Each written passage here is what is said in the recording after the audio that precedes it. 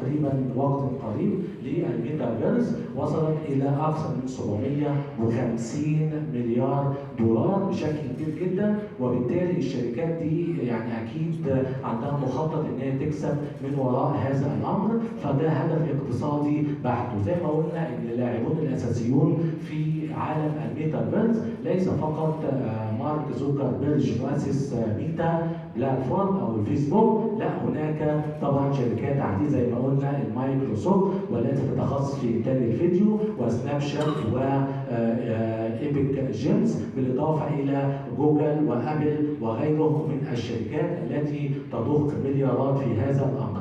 ايجابيات وسلبيات هذا الميتافيرس، اي تكنولوجيا حديثه بطبيعه الحال لازم يكون لها ايجابيات، بجانب ايجابياتها لازم يكون هناك سلبيات زي ما تفضل مشكورا دكتور عادل وشرح لنا هذه الايجابيات والسلبيات، ولكن سلبيات خطيره جدا وخاصه على شبابنا وعلى الجيل الصاعد من اولادنا للاسف الشديد. يعني انا بعتقد ان السن بالظبط من 5 سنين لحد سن 21 هو ده السن الامثل للتعامل مع هذا الامر. حتى بعض الدراسات قالت ان مواليد عام 2000 هم اللي هيعتبروا العالم الافتراضي او عالم الميتافيرس هو عالمهم الحقيقي، وبالتالي هينفصلوا انفصالا تاما عن الواقع المعايش، وده امر خطير جدا اذ لم نتحسب ليه واذ لم تقوم الدوله بدورها في هذا الامر. لذلك انا في هذا الاطار طالبت من ضمن التوصيات ان توضع هذه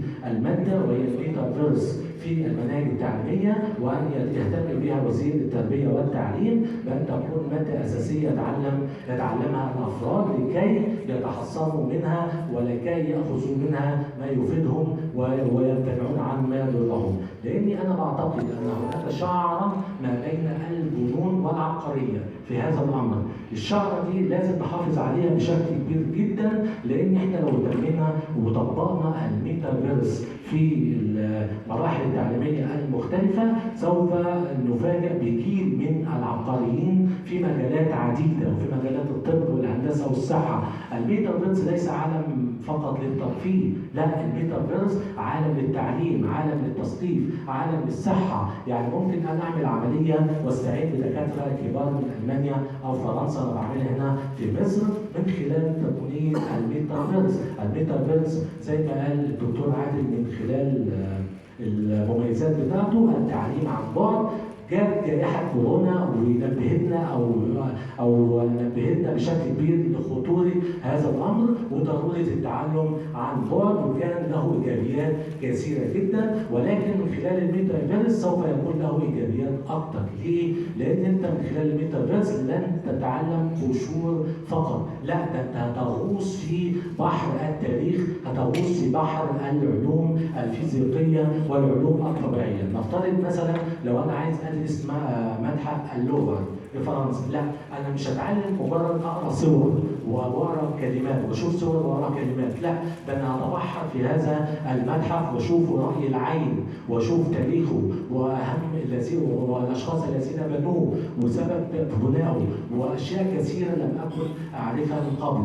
نفس الامر في عالم الصحه، استطيع ان انا اتبحر واشوف جسم الانسان كاملا من خلال الافاتار اللي هو قريني.